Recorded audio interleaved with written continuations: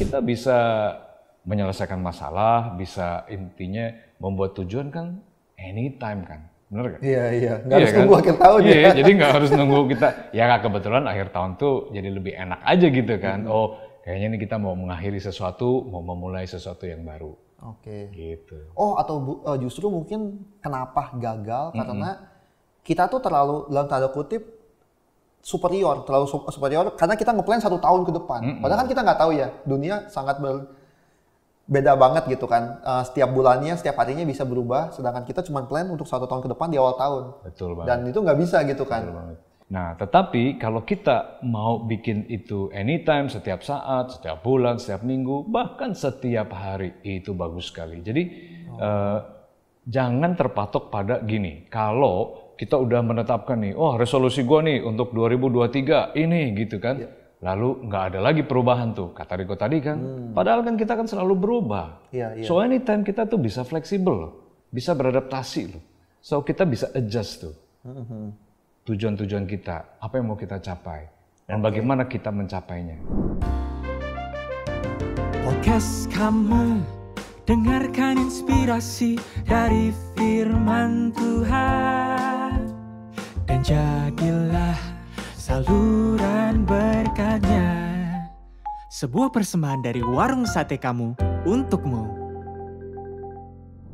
Dan kita tuh kadang suka dapat sesuatu yang mungkin harusnya kita belum dapat, tapi terlalu besar. Mungkin secara konteks kayak gini. Waktu itu tuh saya sempat channel saya pribadi, kan saya kan punya channel Kobisat sama yang satu lagi channel pribadi. Itu dalam 3 hari subscribernya naik 50.000. Itu angka yang besar banget setidaknya untuk saya. Tapi setelah itu naik itu pelan gitu kan, tapi tetap naik pelan-pelan. Akhirnya saya tuh jadi nggak menghargai yang pelan-pelannya itu, karena udah terlanjur dapat yang gede, yang sebenarnya mungkin saya nggak worth it dapat yang gede, cuman karena kebetulan lagi viral aja kali ya. Dan itu bahaya banget, setidaknya untuk anak-anak sekarang kalau kita lihat TikTok, semudah itu kita baru dapat akun pun kita bisa langsung dapat ratusan ribu penonton kan. Dan itu bahaya banget. Jadi gimana ya, apa jangan-jangan kita harus, saya nggak tahu nih tipsnya gimana untuk mengendalikan itu, mengendalikan diri kita ya, itu kan berarti kan apakah kita harus puasa sosial media kah, atau kita harus mengerti kalau sesuatu yang kita dapat itu sebenarnya kadang ya bonus saja. Dan kita tetap harus ngelewatin tangga-tangga kecil yang panjang banget, nggak cuma naik lift jebret aja gitu. Yes, ilustrasinya bagus banget tadi Riko. Jadi bayangin seperti yang tadi Riko bilang, bahwa kita sedang melangkah step by step, ya, anak tangga demi anak tangga, gitu kan, daripada langsung naik lift yang langsung ke atas begitu. Nah, sekali lagi memang ini adalah challenge, ini adalah tantangan. Saya pikir ya yang salah juga bukan cuma kita atau anak-anak muda sekarang, tapi memang ya budaya kita, teknologi itu memudahkan, memungkinkan gitu ya. Kita hidup dalam dunia yang sekarang, istilahnya sekarang serba instan dan serba cepat begitu loh. So, apa yang mesti dilakukan? Maka ayo mulailah coba pertama ya, kenali ya, apa nilai-nilaimu, what is your value gitu loh. Nah itu menurut saya penting ya, bahkan anak-anak muda sekarang gitu ya. Saya punya seorang keponakan yang dia tuh pindah gitu ya, dari bekerja di sebuah perusahaan yang wah itu bisa dikatakan levelnya udah internasional. Dan dia memutuskan untuk berhenti dan dia kerja di perusahaan yang startup gitu ya. Saya kan tanya gitu, wow, ini kan keputusan gede juga gitu. Lalu gimana? Dan lalu saya tanya, apa buat lo itu nggak penting perusahaan itu, atau mungkin gajinya yang udah income-nya yang udah settle, yang udah stabil gitu kan? Tapi ternyata ada value yang dia miliki gitu loh, yang dia punya. Ya, dia pengen melakukan sesuatu.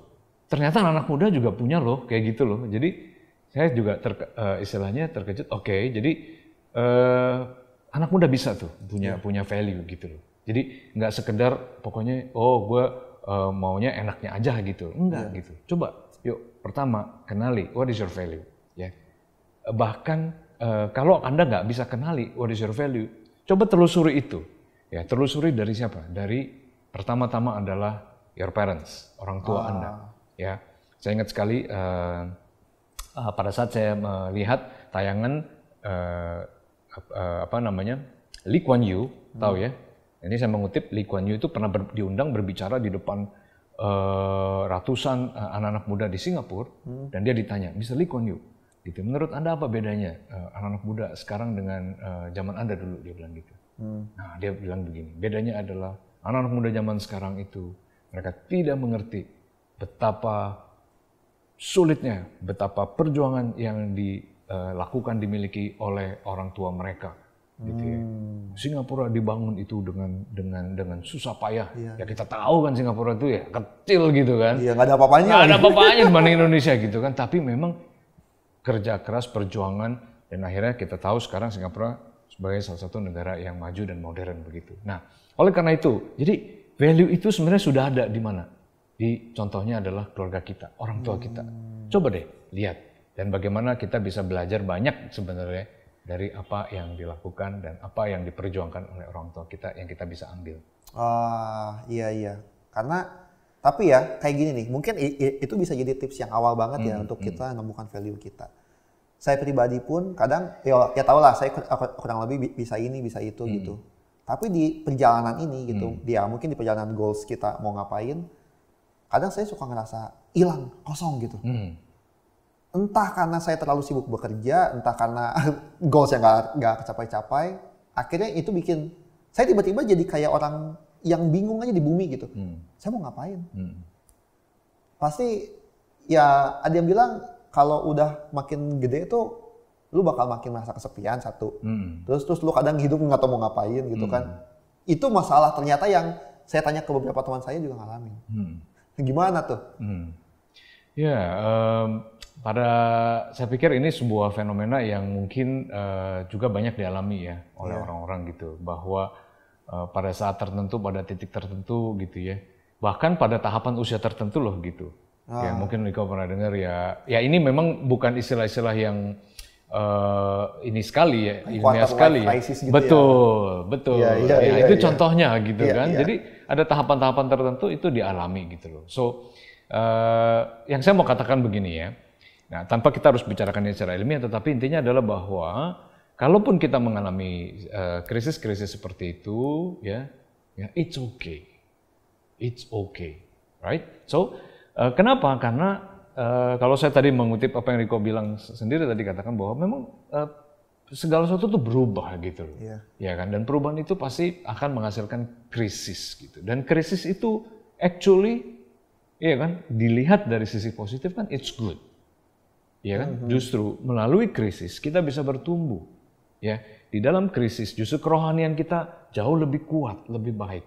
Ya, dan justru kalau kita bicara soal rohani, Tuhan juga justru bekerja ya untuk membuat kita itu justru menjadi seseorang yang anak Tuhan yang itu istilahnya rohaninya itu kuat gitu loh.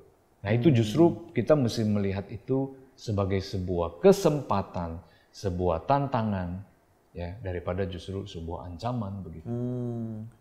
Nah, kalau ngomongin gitu, ada nggak satu tokoh Alkitab yang kita bisa diinspirasi, yang dia tuh kayaknya si paling target gitu, semuanya di plan dan berhasil walaupun ada gagalnya, biar kita terinspirasi. Karena kayaknya kita jarang dengar ya tokoh Alkitab yang punya. Iya, memang memikirkan ini sebenarnya kalau kita gali lebih banyak, rasanya ada beberapa contoh nih. Saya pikir yang salah satu yang bagus sekali adalah Nehemia. Nah, jadi Nehemia itu menarik sekali gitu ya, ketika dia kemudian mendapat kesempatan gitu untuk kembali ke Yerusalem. Nah, kemudian apa yang dia lakukan? Nah, dia tentu saja ya dengan satu pertolongan yang Tuhan berikan sehingga dia bisa kembali. Nah, dia kemudian membangun sebuah rencana. Nah, itu menarik sekali. Ya, di dalam kitab Nehemia kita bisa membaca Nehemia itu disebutkan di situ dia punya rencana, nggak ada yang tahu gitu ya. Malam-malam itu dia keluar dan dia berjalan dan dia mengamati bagaimana kota Yerusalem saat itu, apa yang terjadi, tembok-temboknya yang hancur, bagian mana saja, bagaimana situasinya. Dengan kata lain, Nehemia itu sedang mengidentifikasi what is the problem, apa nih masalahnya. Sehingga dia bisa menyusun rencana yang bagus, rencana yang tepat begitu. Nah, itu contohnya. Jadi sama seperti itu, sama seperti yang Nehemia lakukan gitu ya. Membuat rencana, menyusun rencana itu merupakan langkah yang penting banget. bahkan ada kata-kata kalimat bijak nih. Iya. Ya. Apa? If you fail to prepare, then you prepare to fail. Oh. Ya. Iya. Ya? Jadi selalu punya backup plan ya. If you fail to prepare, then you prepare to fail. Jadi mengapa penting sekali rencana begitu? Nehemia, pelajaran dari Nehemia itu mengajarkan kita pentingnya rencana. So hari ini misalkan ya, anak-anak muda pengen punya resolusi. Tahun depan gue pengen jadi Enrico gitu ya, punya 4 juta subscriber, gitu kan. Tapi kan nggak bisa instan begitu aja gitu kan, ya kan? It's not easy gitu loh. Iya. What is your plan? Ya kan, gitu harus punya rencana dong. Iya kadang cuman yang ada sih planning sih nggak tahu sih, cuma pengen doang gitu ya. Iya kan, gitu. Ya kan nggak mungkin bisa begitu. So, yuk, what is your plan? Ya apa rencanamu? Iya. Ya karena mungkin sekarang juga beberapa teman-teman ada yang selain pengen tadi ranking atau apa, yang udah lulus pun mungkin ada yang struggle gitu nyari kerja apalagi di kondisi sekarang ya. Saya juga kenal beberapa orang gitu dan akhirnya ya mungkin benar kayak tadi. Mereka pengen punya pekerjaan yang settle, yang bagus, gaji gede, pangkat gede, tapi ya nggak action apapun, tapi kalaupun ada action terlalu udah keburu demotivate mungkin ya, karena kan pasti tekanannya cukup tinggi ya, mungkin belum dapat pekerjaan atau apa. Apa ya yang harus dilakukan ya gitu, mungkin ada saran lagi, motivasi untuk mereka gitu. Yeah. Karena ini sulit loh, udah Betul. ke psikologisnya gitu kan. Iya. Nah, tentu ketika kalau secara pribadi kemudian kita merasa sulit gitu ya untuk kita kayak mau mulai melangkah, apalagi bahkan merencanakannya sulitnya. Saya seringkali menemukan bahwa kita tuh seringkali nggak bisa move on nih, gitu. Jadi apa yang terjadi? Salah satu isu atau masalah yang seringkali dihadapin tuh adalah pengalaman masa lalu. Itu yang seringkali menghambat, ya. Jadi bagaimana pengalaman di masa lalu yang kita alami, yang justru nggak menolong kita, yang ya membuat kita tuh akhirnya kecil hati, kita patah semangat, itu yang seringkali kemudian membuat orang berada pada satu cycle gitu, yang sebenarnya istilahnya tuh jadi lingkaran setan. Jadi gitu kepikiran terus ya, wah gue pernah gagal gitu ya. Gitu, akhirnya nggak move on juga dari situ kan. Iya.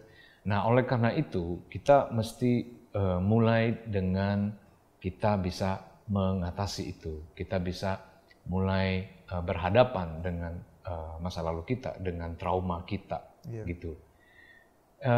Satu hal yang saya juga sendiri pribadi alamin dan pelajari gitu ya, kita tuh nggak sempurna gitu. We are broken, ya kan? Iya. Gitu loh. So bayangin kalau kita sempurna, kita nggak perlu kali ya bikin resolusi kan gitu ya, iya kan? Tapi karena kita justru memang nggak sempurna, ya. Pertama ya kita nggak sempurna, it's okay gitu loh. Jadi dengan masa lalu, dengan pengalaman yang nggak menyenangkan atau yang negatif gitu ya, terimalah itu bagian dari ketidaksempurnaan kita. Oke. Tentu sekali lagi saya mau bilang mengatakannya gampang ya, tapi melakukannya pasti harus butuh disiplin. Nah yang kedua, selain kita nggak sempurna, itu kita juga perlu tahu bahwa kita ini adalah ciptaan, kita ini adalah pribadi yang sebenarnya punya kemampuan untuk kita tuh membuat sesuatu, menciptakan sesuatu. Jadi untuk berkarya, daripada kita tetap terkungkung dengan masa lalu, dengan kesulitan, dengan masalah gitu ya, yang membuat kita akhirnya nggak move on gitu ya. So, apa yang mesti kita lakukan? Coba pikirkan bahwa kita tuh sebenarnya diberikan kemampuan loh oleh Tuhan buat kita membuat sesuatu, untuk berkarya, untuk menciptakan sesuatu. Ya. Nah ini adalah bagian dari pemahaman tentang siapa diri kita nih. Itu bahwa Tuhan adalah pencipta. Bayangin nih, Tuhan itu selalu berkarya kan? Iya. Kalau kita lihat, ingat kitab Kejadian kan, Tuhan itu kan berkarya menciptakan kan? Iya. Nah dia menciptakan bukan hanya bumi, dunia, tapi juga kita manusia. Dan Tuhan memerintahkan kita tuh untuk juga bekerja kan? Iya kan? Ayo kamu bekerja. Riko masih ingat nggak pekerjaan pertama yang dilakukan oleh manusia ya?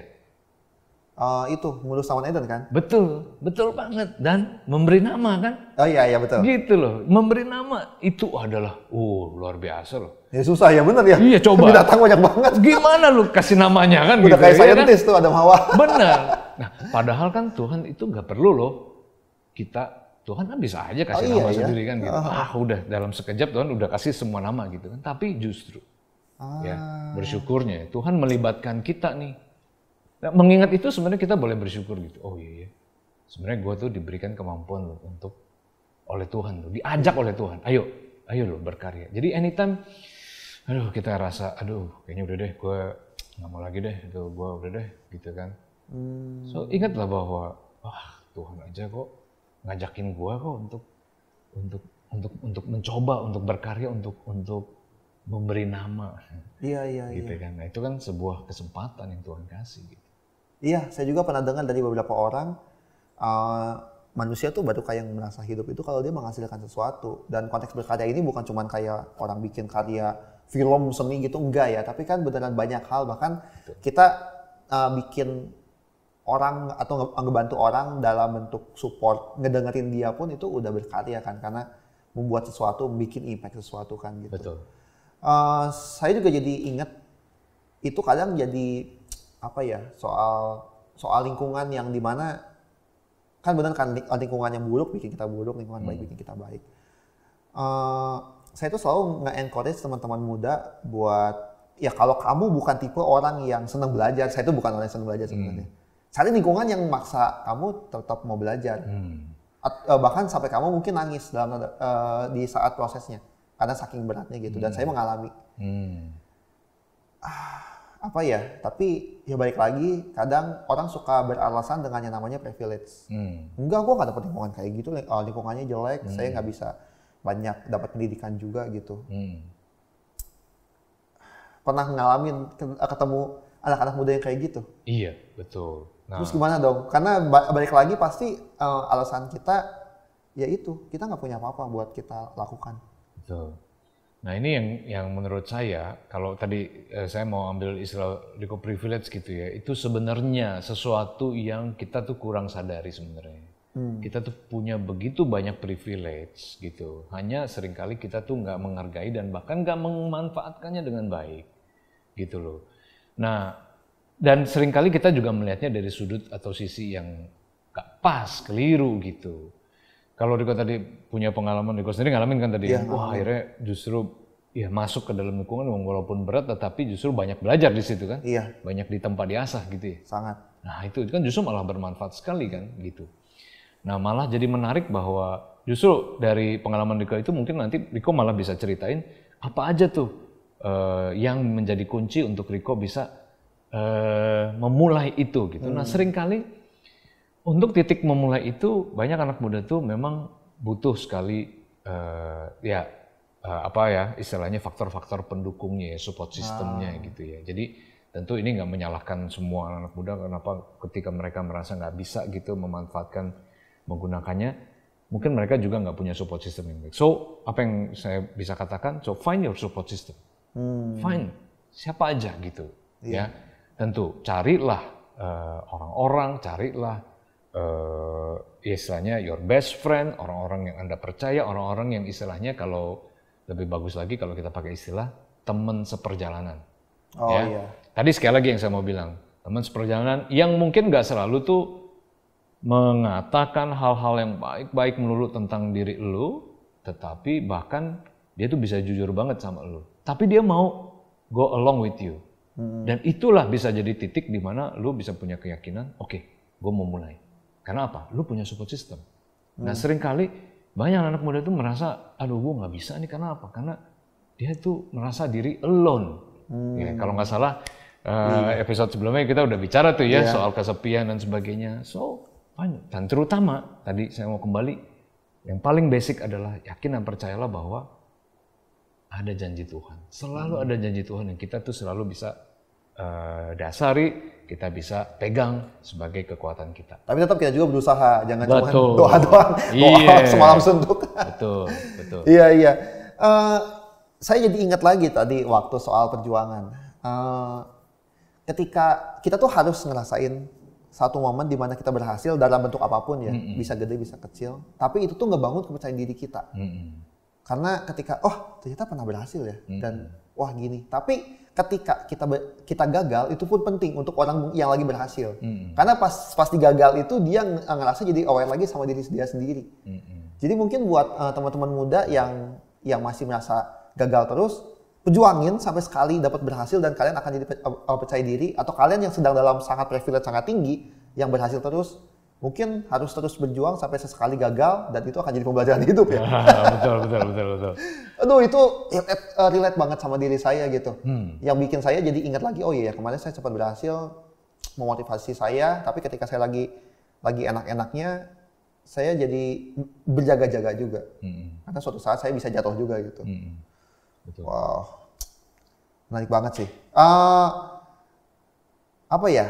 Ada tips terakhir nggak mungkin dari Ko Evan terkait ini semua? Pasti dari semua yang didapat juga mungkin ada yang agak bingung, ada yang apa. Tapi praktikal deh untuk yang sekolah dan yang bekerja. Setidaknya itu kan audiens kita gitu. Oke. Ya, tips dari saya nih ya. Untuk bagaimana rekan-rekan kaum muda nih bisa membuat resolusi, tentu ya. Pertama ya, paling dasar, paling penting sekali adalah dasari resolusi Anda, resolusi rekan-rekan kaum muda sekalian tentu pada janji daripada firman Tuhan. Itulah yang menjadi fondasi kita, keyakinan kita, ya, iman kita percaya bahwa Tuhanlah yang memberikan kepastian terhadap apapun yang mau kita lakukan, kita kerjakan. Gitu ya. Ingat bahwa Tuhan itu melibatkan kita untuk kita mau berkarya. Nah, kita tentu harus mau aktif ya, bekerja dan berkarya. Itu yang pertama. Yang kedua, ya, gunakanlah berbagai cara gitu ya, yang menolong kita untuk kita bisa membuat resolusi kita dengan baik. Salah satunya tadi ya, dengan SMART goal. Nah, itu akan sangat baik ya. Pikirkan tujuan yang spesifik, yang terukur, yang ada waktunya gitu ya. Tentu itu akan sangat menolong. Ya, buat rencana sehingga resolusi itu tidak hanya sekedar angan-angan belaka. Ketiga, tadi tips yang saya udah juga sempat sampaikan, ya, mulai dengan membicarakannya, share, gitu loh. Ayo share, gitu ya. Beberapa kali saya tuh kesempatan bicara di depan umum, saya ngomong gitu ya. Oh, saya mau melakukan ini tahun depan, gitu ya. Minimal begini Riko, kalau kamu nggak melakukannya, malu ya? Malu, gitu kan. Malu sendiri kan, gitu. Lu udah ngomong gitu loh. Lu kan gak lakukan, malu kan. Akhirnya kan mendorong diri kita sendiri kan. Oh iya, gue harus lakukan, kan gitu. Iya. Tapi ya kita nggak usah cerita kepada jutaan orang gitu kan.